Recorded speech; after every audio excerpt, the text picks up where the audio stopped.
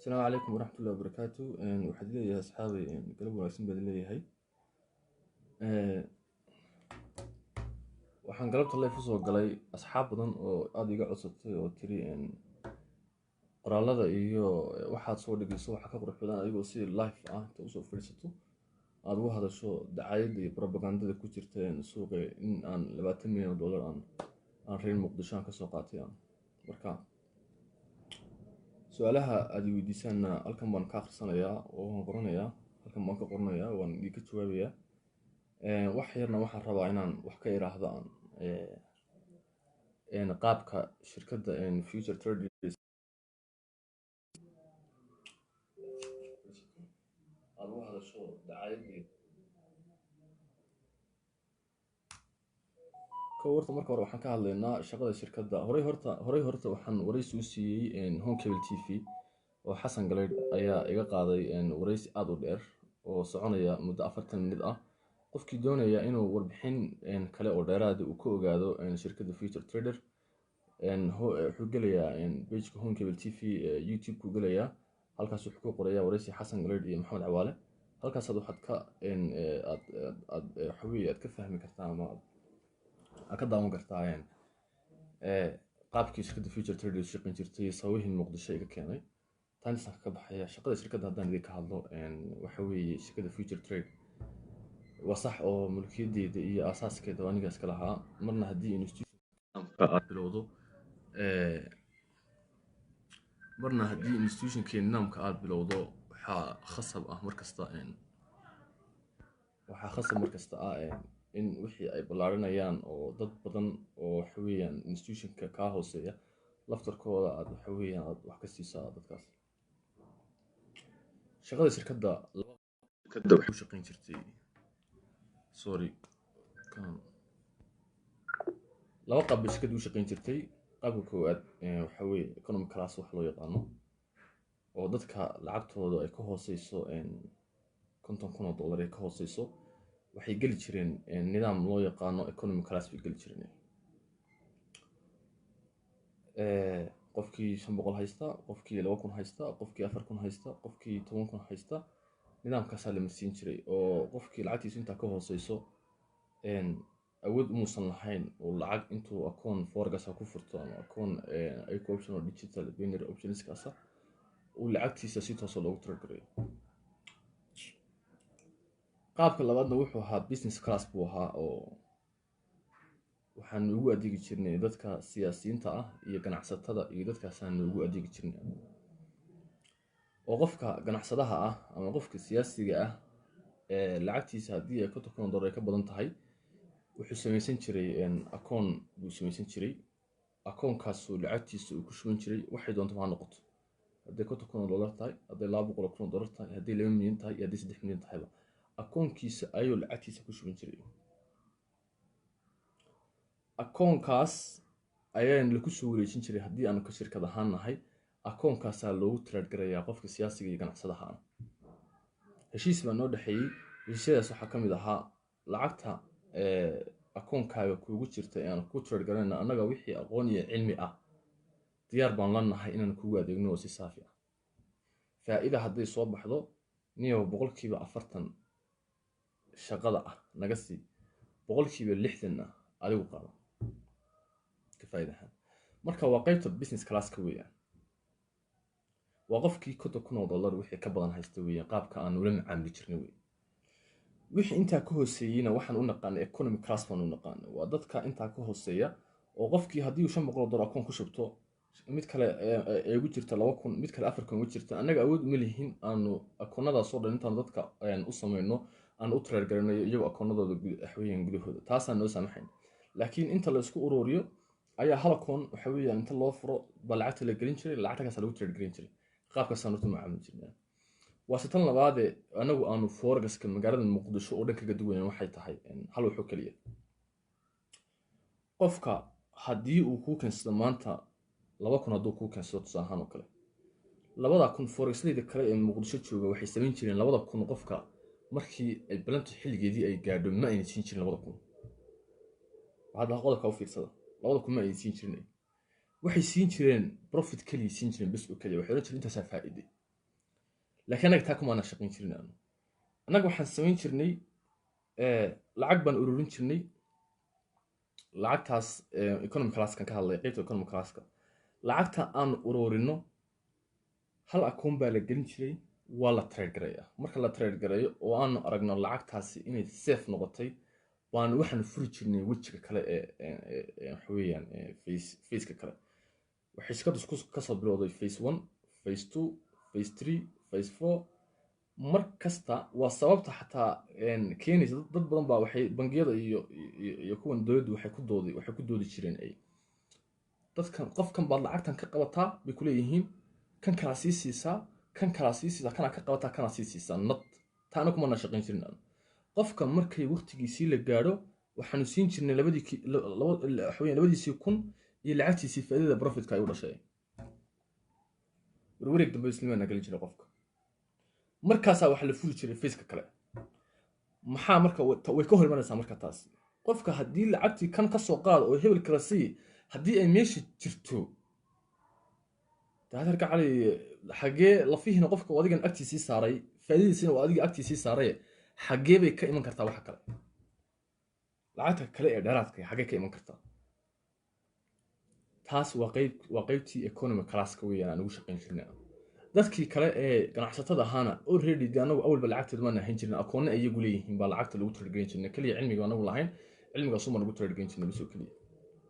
anagoo ta qaabka aanu muqdisho uga shaqayn jirnay qaabkaas saxay ama aan 20 milyan haysano ama aan 20 ama 40 milyan aan ka qabanno ama aan 100 milyan aan ka qabanno laakiin qaabka aan magaalada muqdisho anagu aan uga shaqayn jirnay kaas waxa intaa kugu saddex ah waan soo dhigay documentiga waan soo dhigay hadii Ilaahay ka dhigo bishii koowaad hadda qodobka u fiirsan Soomaaliya hadda shanteedii xeeryaalaha guud ee qaranka iyo gudoomiyaha maxkamadda gobolka Banaadir iyo hoggaanka dambiyada CID-da ee magaalada Muqdisho gobolka Banaadir dacwad ugu soo oogeen saddexdaas dacwad ugu soo oogeen anigoo diyaarad markaas sii saaran oo counterka airportka ku dhex jira ayaa laga soo qabtay waa bishii koowaad oo bishii koowaad weeye Janaayo shanteedii weeye documentiga waa idin soo dhigaya warqad baa laga keenay waxa la yidhi dalka kama bixi kartid xarunta waxa laga doonayaa dambi baarista laga doonayaa waxa dacwad kugu soo oogay xeeryaalaha guud ee qaranka iyo kii gobolka waxweeyaan Banaadir iyo hoggaanka dambiyada CID-da okay waa soo noqday warqadaas madaxda future traders ku socotay madaxda future traders ay warqadaas ay ku socotay investigation bay la yeesheen nimankaasi si fiican baan la dhaqmayay aad iyo aad baan u bogaadinayaa nin mas'uul bay ahaayeen si fiican bay la dhaqmayay waxay raadeen niyo shaki baan galay bay raadeen meeshan waxaan umad dooban xarunta iyo hantida hayso iyo niman badan oo siyaasiyiin oo saaxiib la tahay ayaanu ka shakinayniyo inaan meesha wax lagu horinaa ka baqnaa inay waxa noo cadeysaa way yiraahdeen waxa kale horta qaabka u shaqeysaa laana xarunta shirkadda future traders waxa hay shirkadda kaliya ee marka la furo diiwaangelinteeda tadabacasho kaliya diiwaanteeda waxa weyn furnaan jirtay tadabacasho kaliya ay waxweeyaan furnaan jirtay diiwaangelinteeda tadabacasho kaliya weeyaan bas tadabada cisho oo kaliya waa ay furan tahay bishii tadabacasho ay ahaan jirtay ama 40 cisho tadabacasho ay ahaan jirtay bisha todobada cisho ay furan tahay isku iska taleex ilaa iyo shirkadeeda dad basaa online u soo gali jiray dadku isku diin jiray war meesha tan maxaa failka lagu jira dadku isku diin jireen wax meesha failka lagu jiro magaca loo jeedo shirkad future traders la yiraahdo oo halkaas xawiyaan investmentka ku shaqeysa xawiyaan ba dadku maal gashanayaan marka waxay yiraahdeen waanu ka shakinaa ala kulli xaal loo su'aalo weydiin bisu kaliya su'aasha koowaad waxay tahay war niyo lacagta aad Muqdisho ka aruuriso ee xaruntaada gasha dad madaxii u sareeyay tahay horta xagee aada lacagtaas ayuu yiraahdaa waa tan labaad maxaa cadaynaya bay yiraahdeen in waxa kan ka shaqeyso adigu ka run sheegaysaa nimankaas labadaas oo niman aad u wanaagsan bay ahaayeen si fiican bay la macaamilin nimankaas horta wixii kale waxweeyaan secret ah oo annagana dhex maray iyaga investigationna dhex maray mar raba in halka aan soo dhigo laakiin investigation badan bana dhex maray laba mid oo keliya ayaan ku qanciyey bis oo keliya nimankaas laba mid oo keliya ayaan ku qanciyey intii aanan muqdisho markaas aan ka dhoofayey waxaan joogay muddo flightskayga the last flight schedule-kaygu wuxuu ahaa 6 maalin baan joogay 6 maalin markaasaan noqonayay 6daa maalin baan waxaan dalka dibaddiisa ka keenay $2 million $2 million oo faa'iido oo profit ah baan ka keenay systemka serverkan halkan baan u furay way eegeen dadka lacagtii aan ka qabanayay todobada cisho lasoo dhaafay bishii lasoo dhaafay inay ahayd $2 million xaweeye meelahaas something ilaa 1.7 meelahaas intii aan xaweeye aan ka qabtay laana bisha ma wala furi jirin bay lacagta kale la keenay waddanka gudihiisa lasoo geliyay way arkeen $2 million way qanceen laana systemkii aan waddanka kusoo geliyey iyo systemkii lagaga soo trade gareeyaba intaba waa tus waxaan ku yidhi waa tan lacagtii kalena waa tan aad buu qancay nimankaas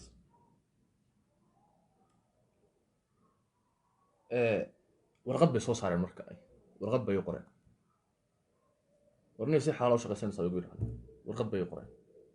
warqadii waa idin soo gelinayaa qaybta hoggaanka dambiyada CID weeyaan oo ay la og tahay xawiyaan maxkamadda gobolka Banaadir iyo xiriiryaha guud ee qaranka intaa wixii ka dambeeyay shirkaddu iska shaqeynaysa oo dadkii sidii qurux badan ugu adeegaysa aniguna aan markaa joogo markaas aan faleedkii waa sii baxay markaas haddana Muqdisho aan ku soo laabtay haddana wax la yeeyay niman kale ku doonayeen hadda niman kale baa ku doonaya xarin FRC la yiraahdo iyo nin Saadaq Joon la yiraahdo gobolka Banaadir haysta ku doonaya marka waxay moodeen nimankaas waxay moodeen in xiriiryaha guud ee qaranka CID iyo kii maxkamadda gudoomiyaha gobolka Banaadir haystay inaan lacag siiyay moodeen waa la heshiiyay oo yiri warqad iyo qorani aan ku shaqeysto warqadda bila dambi aan ku shaqeysto iyo qoran bay moodeen saanagu aan ka dareemayo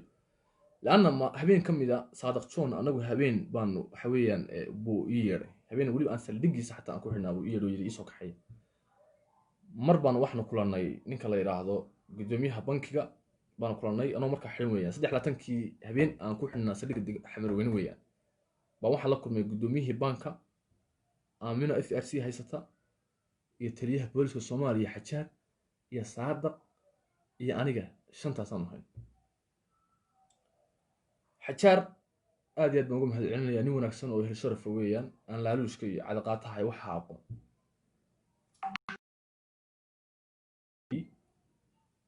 wuxuu yiri ninkan horta dawladii wuxuu isku horkeenayay shacabku isku horkeenayay mudaharaad buu abaabulay isku taleex buu xiray dadkii dawladdu ku horkeenaya horta ninkan waa dambiile qaran buu yiri ninkan waa dambiile qaran laana maalintii shirkadda la soo xiray dadku waa mudaharaaday TV-da waagi TV-da joogay ka wareysanayay baa jooga maxay dadku mudaharaadeen war ninkan noo shaqeynayay sida saafiga aan noogu shaqeynayay maxaa loo xiray haddii wax la xirayo ma la xiro forgesleyda kale ee dadka lacagtooda qaata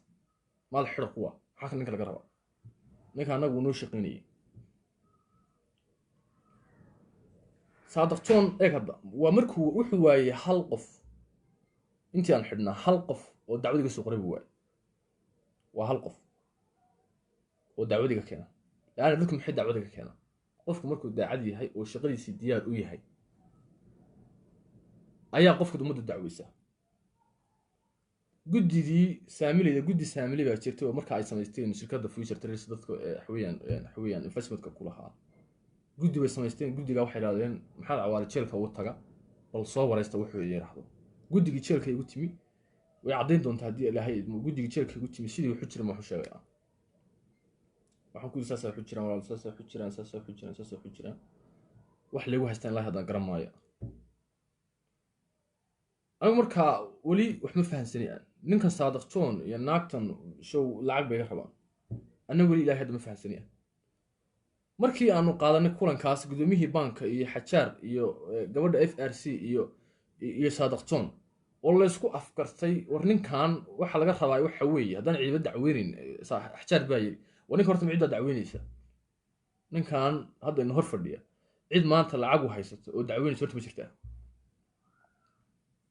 maya haddaba waa laba mid aynu yeelo uu yidhi ninkan documentadiisa shaqada aynu hubinno bes oo keliya wuxuu ummadu wuxuu hayaan aynu eegno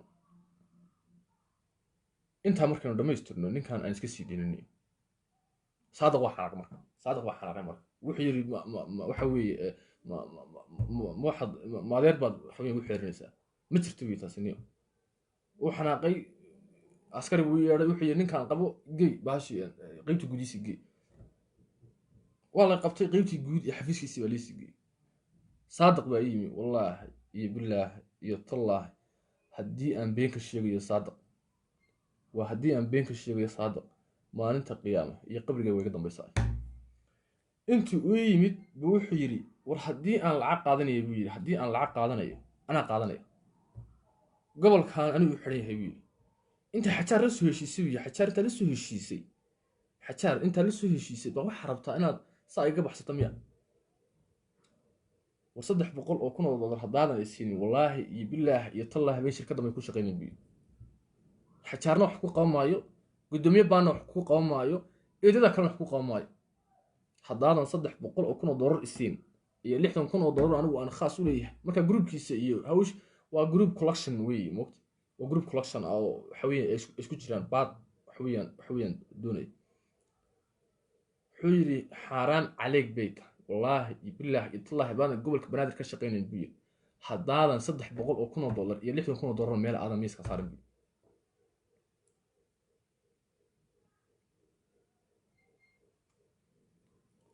anigu waa yaabay war ninkan muxuu ka hadlayaa niyo 360 ku dar maxay laana waxaan ku yidhi hunguri baa galay moogtay nimanka hunguri baa galay waxaan ku yidhi warniyow haddii aad doonaysaan inaan shaqadayda aan saafi ka dhigo baanka dhexe hadduu i haysto dee baanka dhexe iga siiya warqad 1 milyan baan diyaar la ahay oo deposit garanaya marka 1 milyan buu ku booday wax sir ninka maxaa ka go'i kara Israa'iil maxaa ka go'i kara ninkan maxaa ka go'i kara ay Israa'iil anigu wiil yarba anigu de waxa xukun waxba meel cidla iska cararaya waadan wax faahada aan wax fahmay laakiin nin hal meel la cararaya oo la waxweeyaan ma fahamsan shakada waxa moodaya si sharci ah iyo nidaam iyo bank dhexba ma jiro meel xataa kuwa bangiyada ka shaqeeya dalka gudihiisa xataa ruqsad ma haystaan banka dhexba meel uu iska magacaaban yahay mooyaane wuxuu meesha ma yaala ana hal meel baa loo orday xayir boos garanay nag waa laga furfuri kari waayay markii dambe xildhibaanadii aniga igu haybta ahaa gaar ahaan xildhibaan maxamed geelle ninka la yidhaahdo maxamed geelle baa wuxuu tegey xeeraryaha gudi qaranka u tegey markii sii dayn waayay weeye saadaq john wuxuu yidhi dacwad baan ku furaya ninka weeye dacwad ayaan ku furaya wiil yar oo aan adeer u ahay buu yidhi oo shaqaysanayay magaalada ka shaqaysanayay uu iska xidhay iyadoo cidina haysan cidina dacwad xildhibaankii xeeraryaha gudi qaranka u tegey warqad buu qoray uu dacweeyey saadaq john buu markaa warqad u qoray xeeraryaha gudi qaranka wuxuu yidhi maxkamadda lagaga yeedhay ciidamada qalabka sida laana isaga saadaq john waxa weeyaan waxa dacwadiisa qaadi karta maxkamadda ciidamada qalabka sida maxkamadiisa qaadi karta saajecel marka saadaq john isagoo cararaya ayuu wuxuu yimid xeeraryaha gudi qaranka u yimid wuxuu yidhi dacwadda waxa weeyaan aga furtay waxa weeyaan iga jooji wuxuu yidhi dee dacwadda xildhibaan baa watee dee xildhibaanka afkara weeye xildhibaanku wuxuu leeyahay xasaanad buu xildhibaanku leeyahay saadaq johnow haddaa rabto oo wanaag rabto dee xildhibaanka afkara weeye laakiin dacwadda ma joojin kara weeye haye waayahay buu yidhi xildhibaankii ii soo diri waayey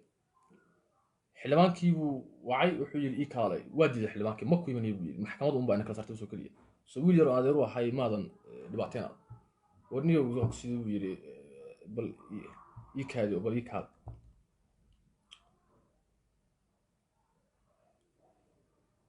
already waxa la hadlay xeralyaha guud ee qaranka waxa la hadlay maxamed xaaji geelo la hadlay wuxuu yiri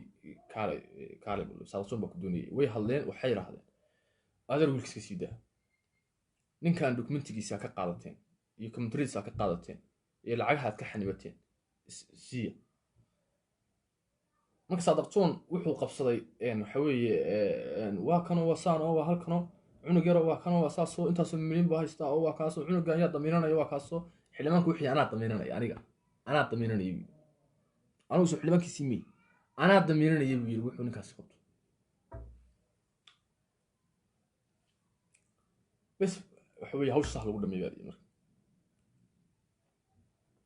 qaybta guud ee booliska gobolka banaadir isku keenay marka إلا شرع اللي يقصو حين موت شرع اللي يقصو حين شرعي اللي يقصو حين أنا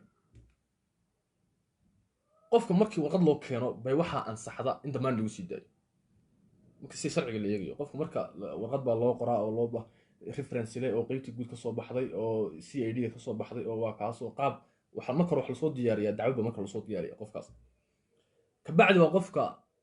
السيدة يا ورقد ضمانة لو قراء عندك ضمانة حتى بوليسك مقري كرو مركا شرعي اللي يجي وحقولي كرتا محكمة لأنه قف كان سليق حوية وحقولي 4 ساعة إنه حيبي سكري قفك وحي أنت كدم بيا أيوه حقولي قفك إنه حوية دي حوية محمود اللي قلبي إله بني يكون دارسي بل سد حيلاتن كهبن شرعي أن وحدنا إن دقمة حمروين سليق الدقمة حمروين أنا وحدنا محيطها ما حدي wax leeyahay hayo oo aan madacay maxaa maxkamad la saar weeyo leegin waay kuwa maanta magaalada Muqdisho jira saasoo kale inta dad soo dacweeyeen maanta jeerasha saldhiga dhexe ku jira oo reer Muqdisho ana miyaa ka fiican hadii la xiray ma xildhibaan xasaanad kaliya oo aan ognahay xildhibaanka Muqdisho waxa uu Muqdisho ku jooga baan iga soo diin jeel sida ana idin furfur lahayd إذا ضمانة ضوان إن وحلوها يستوحى كبدن للبوس الجريم وقت قف لما سيدين كراديك لأن مركز تاني وحي عاوني يسي وضبط كم مقدشة شوجة شركة وحود يبتي دعوة مكيهين مية تمام يقول ما هيستان مية هذا نيك هذا سكسي ده واللي سوداي على كل حال صدق حلاتين كي هبين باحدنا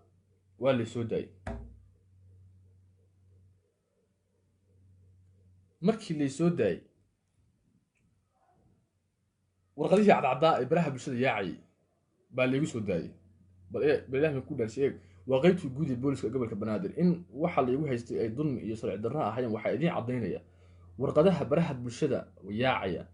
ma yihiin warqado official oo ka soo baxay nidaam institution police reference male shaambad male wax allaah waxa la warqado weey documenti anigu hadda diyaar soo cad صادق جون باقرتي وبلاك ماركت لو ولا يراهدا وشرعيغا بلاك ماركت وحويا ومركو قف بالعقد دونيو اللي قفكي شرعي كما هايستي وهذا كو سيداي هذا سو نقونسا موقت هادو يراهدا نينكا ku khaldamay isaga صادق جون ku noqonaysa موقت marka ana dacweynay isaga marka si uu dacwadiisa laga buriyo oo meelna uga baxo lacagtiisina u qaato oo iga dalbaday ayuu warqadaha cad diyaarsaday oo yiri bal waxa saxiixay xilwaanadii warqasay xilwaanadii waxa la waraxka wasarci darro aragnaa iska saxiixado حكينا صار عدرة طاي وأرى الناس كصحيحة. أوكي ويسود أي حلوان دي. حدا يسود أي حلوان دي. وحلا يري كان هذا الدوكيمنتي كيس كده يكون تردي يلعكتي أس كده كحياة فر بالي موقتي تذكر حد هالصدي. وروري. حريه جودي قرنك حدا وصل اللي حي ورد دعوت بعد كنسل جرايسي. حلوان دم بعد دعوتك كسل جرايسي أدروا عليه دي ويلكي وحويا ولي ولا سو هذا ودي بين هاي دي سي دوكمنتي سي لعقتها كحياة السي ما هرت ويلكي صدر بلا أنا الله ويلكي أنا ويلكي الله اللي يقصد يصد حلاليها جودي قرن كمرخاتي بيجيه حلاليها جودي قرن كمرخاتي بكيه صادقتون يناكتي اف ار سي هي ستي واديدين مش ترتبي هذا أنا بحنا مجد مدبل أيام مقدسك سجنا مدبل أيام كان مقدسك سجنا وان حالة أول أن نشوفها war lacagtii ha lee fasaxo shirkadii ha lee fasaxo dadka waxooda hala siiyo dadkii xataa shirkadda saamiga ku lahaa economic classka ahaa qaybta economic classka ahayd intay tv soo istaageen ba xataa la hadleen dowladda Soomaaliya farmaajo la hadlay khayr la hadlay waxay raahdeen anaga ninkan ku kalsoonahay ninkan anaga ku kalsoonahay war nimankaas awalba nimankaas dhibaatay ninkan shirkadii naga xidhay isagoo ninkan noo shaqeynayo noo soo daayay shirkadeedii ayaanu idinka codsanaynaa guddigii saamileyda way ila shaqeynaysay iyaguna markhaati cad bay ka yihiin guddigii saamileyda way ila shaqeynayeen iyaguna markhaati cad bay ka yihiin aniga iyo maalin guddiga saamileyda abaa waxay yidhaahdeen maadaama waxa kan ay dad reer muqdisho ah ay kaga jiraan oo ay dib u qabaan niyo mid yar bay yidhaahdeen hay kow horta ninka dacwad labaad ku og dacwad labaad fur ninka ku og waxaan kuu geenaynaa guddoomiyaha beelaha hawiye ayaanu kuu geenaynaa hebel xaad baa la maxamed hebel xasan xaad baa la yidhahdaa magaciisa ayaanu kuu geenaynaa iyo waxaan kuu geenaynaa way yidhaahdeen guddoomiyaha afhayeenka beelaha hawiye labadaasaan kuu geenaynaa way yidhaahdeen u sheeg arrintaada sida wax ku gaadheen iyo ciddaa ka cabanayso annagii guddiga wada soconna baanu u tagnay guddoomiyaha beelaha hawiye iyo afhayeenka hadday been tahay taas cod baa la hayaa oo yaalla oo aan garteeda ku dhiganayo beesha hawiye aan garteeda ugu dhiganayo waan leeyahay saasa waxii gaadhay dadkaanna waxaan meesha ku jira haddii la eego saamiga ugu badan yagaa leh dhib yagaa qaba waxay dhibka waxweeyaan noo geystana cid kale maahee waa waxweeyaan waa ninkaa weeye halkaa Saadiq John wallaahi billaahi tallaahi markii uu maqlay Saadiq John guddoomiyaha beelaha hawiye wuu naxay wallah wax kale kuma nixin ninkaas waa dhib badan bi ninkaas waa dhib badan weeye wixii gala oo halkaas waxweeyaan gala waxweeyaan sahal ugu madhamadan bi ninkaas wixii adeer gacaliye bi horta cidda aanu madaxda u nahay waa cidda aad arkayso annagina xataa ixtiraami maayaan haddaan la hadalno oo wax u sheegno war waxa kan aad sidaan u wadaan ka daaya nama aqbalayaan buu oo tooda un bawcad marka waqti isii buu yiri waqti isii anaa u tegayaa waxaan leeyahay ninkaas faraha ka qab lacagta ka haysteen u sii daayay ka xayrateen waa yaala codkii waa haynaa saraf ahaan baan u haynaa laakiin waa yaala dadka ku doodaya weeye maanta beesha hawiye war beesha hawiye waa dad saraf leh weeye beesha hawiye waa dad saraf leh weeye dad badan oo waxa weeyaan aan walaalanahay ku jira oo sida walaalkay oo kale ah muqdisho markii anigu aan imanayay aan ka shaqo bilaabayay dadkii ugu horreeyay igu soo dhaway waxay ahaayeen dadka u dhashay in maanta la isku xoqo oo waxweeyaan laga dhigto waxweeyaan marin laga dhigto lacag lagu doono dadka baraha bulshada ka qayliya waxweeyaan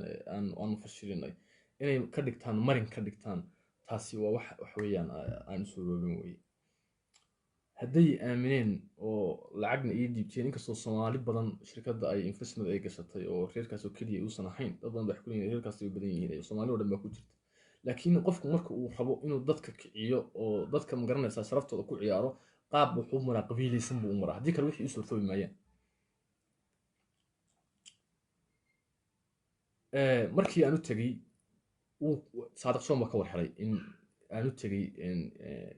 waxweeyaan dhaqankii beesha hawiye aan u tagay Saadiq John baa ka war helay dacwadna aan ku furay markaasuu wuxuu bilaabay in uu fal amnigayga ku waxweeyaan fal amnigayga ku socdo uu sameeyo ninkaas intuu guddigii isugu yeedhay wuxuu yiri mid kamid ah waliba ila soo hadlay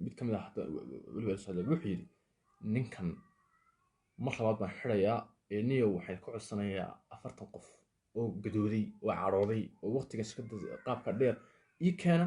waxa weeyaan dacwaddaasaan ninkaa geenaya wax mar labaad baan xiranaya ninkaas hadda 40 qof oo gadooday ii keenay buu mar labaad ninka xiranaya oo aan jeelka geysanaya markaasaan kiis ku samaysanaya ninkan waxay yiraahdeen guddiga waryaa war anagu ninaa dulmiday bay yiraahdeen ninaa dulmiday oo waliba haddii loo eego xataa martino oo halkan la jooga war anagu dulmiga ku raacmanayno dadka saamiga aan mas-uulka ka nahayna waxay noo doorteen in cadaalad ka shaqeyno yidhaah kuma raacayno investigationkii meeshan ay kasoo baxday 20 milyan iyo ay hawlahaas ay kasoo baxeen meel kale maaha investigationkii ninkii investigationka ii wadiyay saamidii guddiga saamidii la kulantay waxay yiraahdeen waxa muqdisho leedahay waxa ninkan kale uu haysto yamaa badan bay yiraahdeen guddiga saamidii ka jawaabi doonta guddiga saamidii ayaa ka jawaabi doonta ninkan waxa uu haysto isagoo gaar u leeyahay bay yiraahdeen iyo waxa uu muqdisho uu investment ahaan uga qaaday yamaa kala badan wuxuu ku yiri ninkan buu yiri boqolkiiba 60 hantidiisa uma dhigantay buu yiri hantida dadku halka investment ka qaaday hantidiisa ka badan hantida waa ka qaaday marka ha ka warwarina buu yiri ninkan ha ka warwarina waa kii investigation kale gacanta ku hayay weeyaan ha ka warwarina buu yiri guddiga saamileyda way hadli doontaa waan la soo hadli doonaa sabab u dhacayna way sheegi doonaa wax kale lagama rabo weeyaan ninkan dadka saamileyda way ku qanciyeen wax kale lagama rabo baad bay nimanka ka rabaan waxa nimanka ka rabaan markii aan ogaaday ninkan inuu ku jiro faral amnigiga xawiyaan khuseeya oo isku day xataa inuu mar labaad si sharci darro ay xiro oo ii soo qabto rag huwaysanna oo anigu uga shakiyay xataa dhowr xataa guriga amniga dibisa kama soo bixi jirin oo markii dambe la yiri warda ninkan hadii aad saa ula sii gorgorto saa u sii dacweyso dee adeer gacali ninku ku dilaya iskaga carmeys markii waxa soo baxday dad badan intay ii yimaadeen waxay yiraahdeen war heede waxa kan adduunyada awal baa joogi jirtay aad dad ku maamulaya jiray halkan shaqadaadii maamulayay ninkan intaanu fal amniga oo ku saabsan uusan sameeynin isaga bax meesha isaga tag lawan arna hadda soo socdaan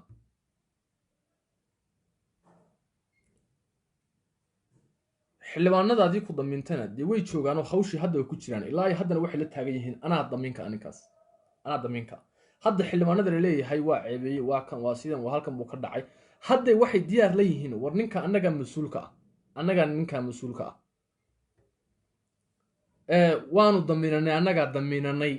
annagana la ka rabaa wixii uu kharibo Soomaali meel ka miduna jooga waliba ninkan waxaan ku ballanay haddaydan u fulinaynin adeerahna waalna hadda saadaqjoon waxa laga karilayaa waxa weeye war ninkan wixii si diyaar bal yahay dadkiisi damaaradana way joogaan muqdisho joogaan maxaa u diiday bal waa kaas dadku soo weydiiyay xataa bal muxuu u diiday inuu fasaxo waa kaas hantiga shirkadda iyo furayaas idan dadkii damaarada shariga qoray soo daayay way joogaan haddii ay damaarada ciishta xataa damaarada warqadaha cadna sheegan waa warqadaha cadda ah xashiyaha cadda ah baan damaarad ka hadlaya taas wuxuu jiray haddada laftarkeeda aan la hadlayo hawshu waa lagu jiraa xildhibaankii waa shaqeynaya wuxuu leeyahay war dad baa meesha ku xayran dad baa dhiban isaguna waa dhiban yahay dadkii waxa weeyaan investmentka gashaday waxa weeyaan waxay rabaan waxoodii way rabaan xalku wuxuu noqday in bangiyadii lacagtiisa ay ugu xayirnaato oo dadkiina ay saa dhiban u noqdaan isaga saa dhiban u noqdo taas argacay dama habari saadaqtoon war waa laga waayay wuu diiday ma bixinay buu yiri hadii ay bangiyadu ay saaraan lacagtaas oo dadku lacagtooda loo qiibiyo bangigi taas sameeyay muqdisho damba ka sii shaqeeyay san warka ku hayay isku soo duuduub dacaayada baraha bulshada ku jirta horta ma aha dadka horta qofka waxa weeyaan wax ka maqan yihiin horta ma aytamo intuu halka soo fadhiisto wali ma aragteen qof intuu baraha bulshada soo fadhiistay yiri dokumentigeedii waa kan maxamed cawaal waa dhacay wali ma aragteen baraha bulshada jooga dadka baraha bulshada ka qaylinaya ma aha dadkii shirkadda investmentka ku lahaa ma soo la bartol hadda waxa weeye wuxuu soo la bartol buu sameystay moogti isagu maxkamad ma aha ciidan ma aha soo la bartol wax kale ma aha baraha bulshada uu fariisto cid wax ka sheega waayahay investmentkii shirkadda ay reer muqdisho ay galiyeen soo la bartol isagan weydiinaya saa wax ma ku heliya markuu leeyahay maxaa cawaalan dacaydeen maxaa cawaalan kan leeyahay maxaa cawaalan siin leeyahay maxaa cawaalan kaas bal isaga su-aashaa weydiiya halkan maxaa kaaga muuqda yacni ninkan wixiisii meeshii wixii uu iga rabay isna waayey moogta marka qofku wuxuu kaa rabi waayo inuu ku caayo muu doorbida moogta war reer muqdisho haddaad xaqooda raadinaysid reer muqdisho haddaad xaqooda raadinaysid ama reer koonfur haddaad xaqooda raadinaysid cabdinaasir soolow sida xaqa looma raadiyo sharciga nidaam baa loo maraa mar dhaqan baa loo maraa mar afgarashaa loo maraa mar xaaladda dhabta ah inta la ogaado baa laga odayeeyaa oo la yidhaahdaa haddii ay sidan waxu jiraan ninkii khaldanna waanu qaban ninkii saxsanna waxaan leenahay waa saxsan tahay oo arrintaas si oday aad u geli lahayd oo waxaad leedahay waxaad oran lahayd investigation kana baar saas waxu jira laakiin hadda inaad barabisha soo fadhiisata cabdinaasir soolo waa halkaa iga soo caydo oo tiraahdo waa kan waa tiif waa tuug waa halkan waa sidan aad tiraahdo cabdinaasir soolow ilaah baan kugu dhaarshay caqligaaga ma waxaad moodaysaa shirkadda investmentkii la gelin inay dadku saa wax ku helayaan guddiga malaysia waxay yidhaahdeen warniyow rag badan baa ku ogaaday bay yidhaahdeen waxaad noqotay nin ceebta kartay noqotay nin ceebta ka waxa weeyaan ka carraa noqotay abwaandhadan baa wuxuu yidhi cimriga intaan noolahay aan carrada joogo ceebtiya waxaan ugu necbahay ciili daashida wiil adduunyada anigu adduunyada waxaan ugu necbahay ceeb baan ugu macnahay iyo ciil baan ugu necbahay adduunyada aan joogno ceeb iyo ciil baan ugu necbahay waxa weeyaan daashida anigu aad bay ii dhabaystaa intuu nin bare bulsho intuu soo fadhiisa halka iga soo cayo yidhaahdo waxaan ha iga sheego horaan usoo hadli hadda 93 forgas magaalada Muqdisho ka jiray 93 forgas magaalada Muqdisho ka jiray aniga kaliya soo taagan oo le war saasay ku jireen kuwii kala meeyay bari hore iska tagayaan oo dunida ka dhacay bari hore iska tagay laana qofka tuuga astaanta kaliya uu leeyahay wuu isqariya qofka tuuga ahi astaanta kaliya uu leeyahay wuu isqariya laakiin aniga hadda maxaan ka soo fadhiisanaya maxaan u doodayaa maxaan u fadhiyaa anigu markasta waxaan aaminsanahay haddii aan ku taagnaado dariiqa daacadnimada haddaan ku taagnaado inaan guulaysanaya anigu aaminsanahay dad hantidoodana inaan dhaco oo aan dhibaateeyo horta kuma fikeri weligii habeen kuma seexana profil ahaan dadka maxaad cawaala yaqaanaa guri dhaqan baa kasoo jeedi jiray oo barwaaqo leh guri dhaqan oo barwaaqo leh kasoo jeedi jiray weligii habeen kuma seexana dad cid dhibaatay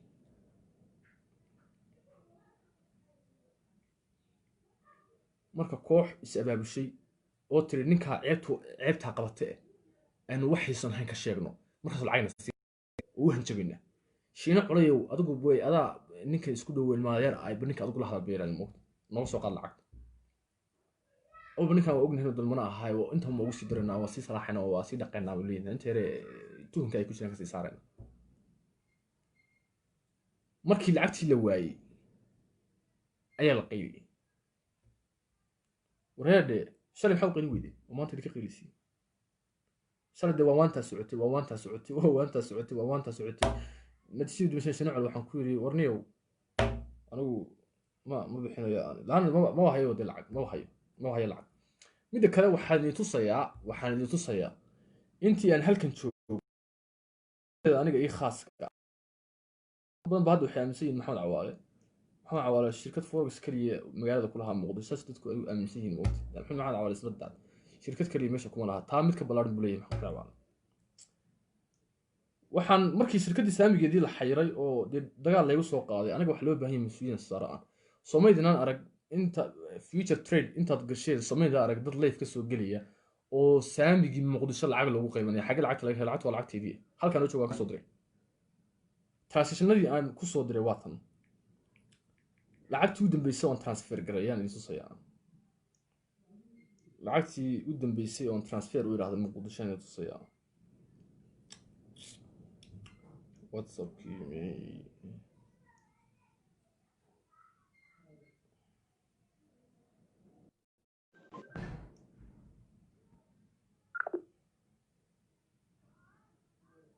qoraalada ay ugu batay laana dad badan baa waxay aaminsan yihiin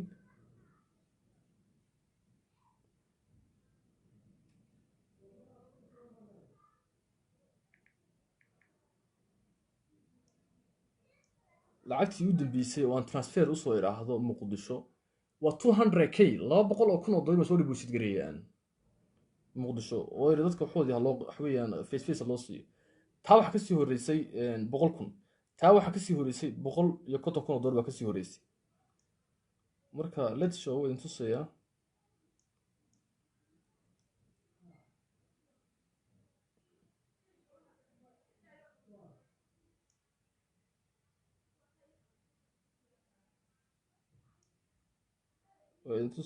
sorry faylkii raadinayaa. taas waa 30,000 weeyaan, waa 30,000 weeye. haddii aad arkaysaan weeye, waa 30,000 weeye. soo ma aragtaan? waa 30,000 weeyaan taasi. waqtiga haddii aad aragtaan way sheegi kartaan. aan lacagta soo dhibisay taasoo $30,000 weeye. midna waxa weeye waa $140,000 weeye. soo ma aragtaan? midna waa $140,000 weeye. wanti waxa weeyaan waa $193,000 weeye lacag gaadhaysa ayaan soo deposit gareeyaa. ninkii arki karaya si fiican buu arki karaya. muqdisho ayay loo soo transfer gareeyay.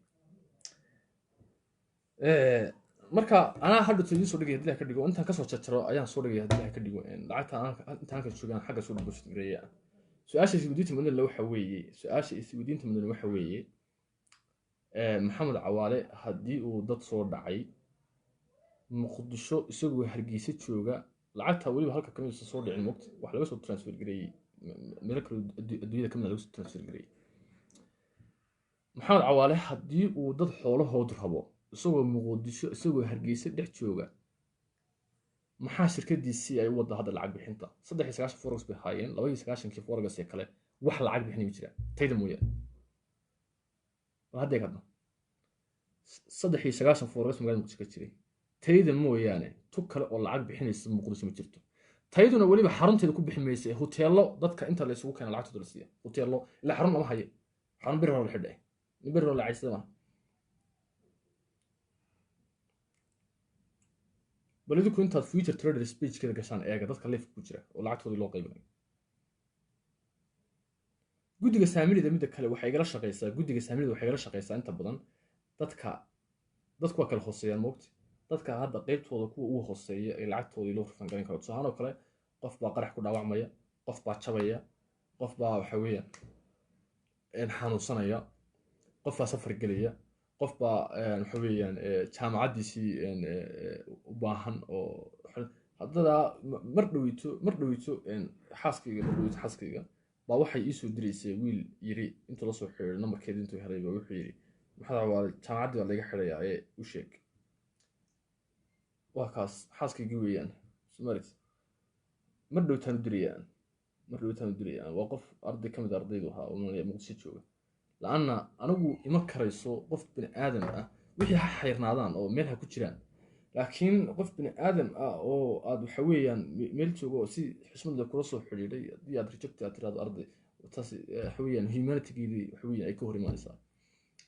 bal kuwii muqdisho forexkii kale ee muqdisho ka jiray meeye xagee aaday? forexkii muqdisho ka jiray xagee aaday? nafta aniga igu jirta dhaawacan uli ku dagaalamaya anigu ah nafta kaliya igu jirta wax aan leeyahay ma jirto. laanna meesha waxa la ogaaday tayda mooyaane waxa weeyaan xille oo waxa weeyaan dadka hantidooda si fiican u seef garanaya aqoonteediina leh wali hadda waa kuwa wada carray gibgudiyo. koronihii wixii ma dhaceen nufis ma saarin oo isma oran waa dadka wax ka hayseen isku wada mid maaha, way iska wada tageen. guddiga saamileyda whatsappkayga waa kuwa ku jira haddan waxa weeyaan waa kuwa ku jira whatsappkayga. xiriir baan leenahay wakaas, xiriir baan leenahay waa kuwa soo ma aragtaa. marba qofkii jilaysan ayay ii soo bandhigaan, waxay yidhaahdaan saasaa jirta maxamed cawaalow halkaas wax marayaan. waa kaas codadkii iyo wixii oo dhanba waa kuwaas halkaas ku jirnaa. waa la socdaa xaaladda guddiga saamileyda iyo dadka saamileyda iska doo xogin facebook kule waa la socdaa si fiican waa la socdaa. maxamed cawaale horta isfaani maayo anigu oran maayo waa kan oo aamin baan ahay oo waa sidan baan ahay oo halkan baan ahay oo halkan baan ka dhacay oo sidan baan ahay ma oranayo. maxamed cawaale haddii uu tuug yahay iyo haddii aanu ahayn baa horta waqtiga soo socda baa kala saari doona, labadaas uu kala bixi doona. It's not now laakiin marba inaan ku hordhaco hadda inaan idiraahdo ma waqtiga inaan ku hordhaco ma balse hal fariin baan u sheegaya gaar ahaan dhalinyarada baan u sheegaya fariintaan u sheegayaa waxay tahay warniyow qofku haddii uu doonayo inuu horumar development qofku uu sameeyo oo doonayo inuu sameeyo horumarka dadba qaar bay u arkaan horumarka koowaad horta qofku uu rabaa inuu sameeyo waxa weeye mid nafsaani inaad samayso weeye horumarka inaad qof akhlaaq la noqoto inaad qof aamin la noqoto inaad qof waxa weeyaan dadka qiyamkooda aad noqoto difaaca in dadka xaqooda qof difaaca aad noqoto qof waxbarashadiisa ku dadaala inaad noqoto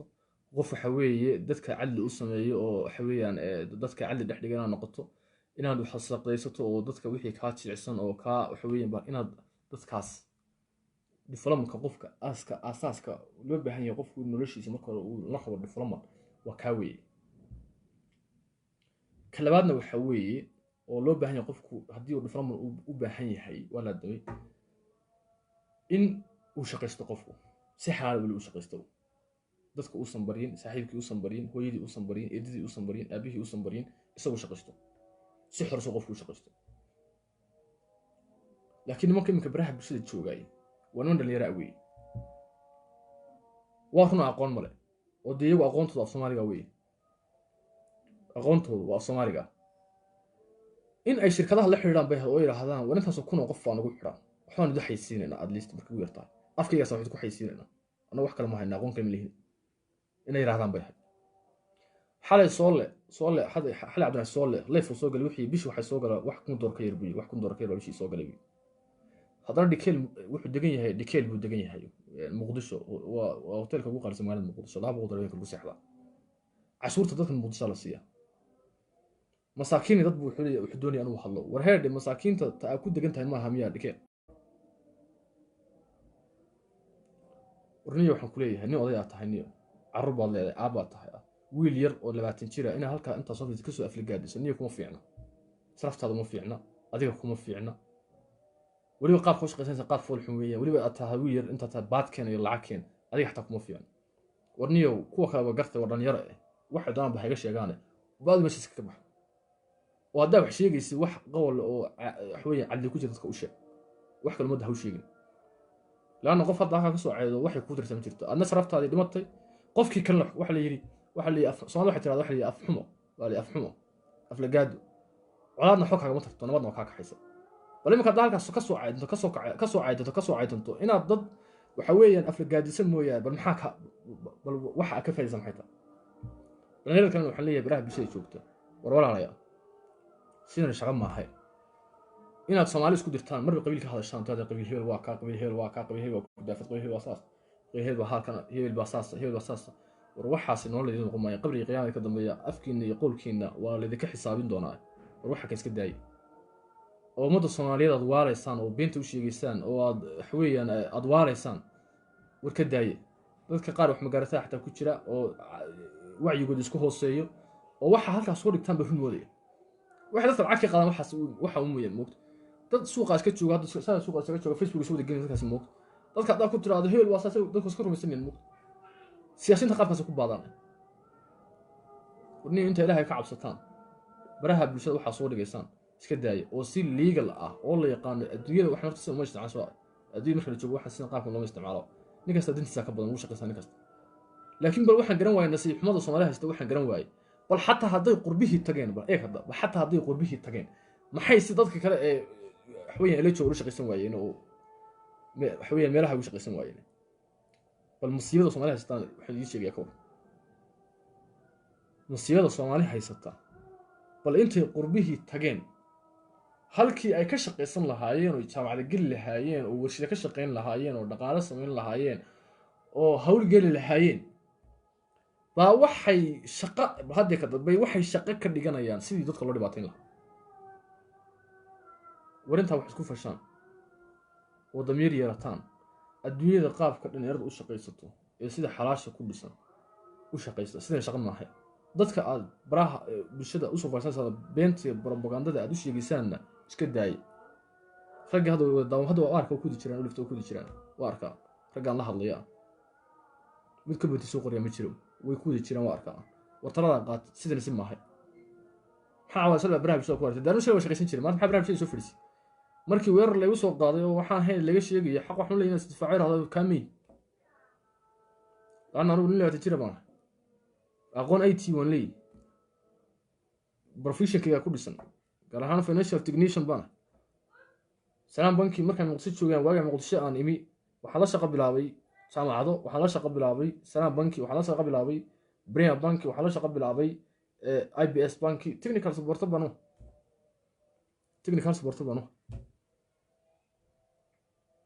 marka training aan bixin jiray dadkan to bridge hay'adaha xalna fadhiyo oo dhan ayaan training u siin jiray xubin shaqaale oo qaybta technicianka qaabka reported iyo loo diyaariyo iyo projectyada loo diyaariyo ayaan ku ahaa professional shirkado kan ka faa'iideeyay oo aan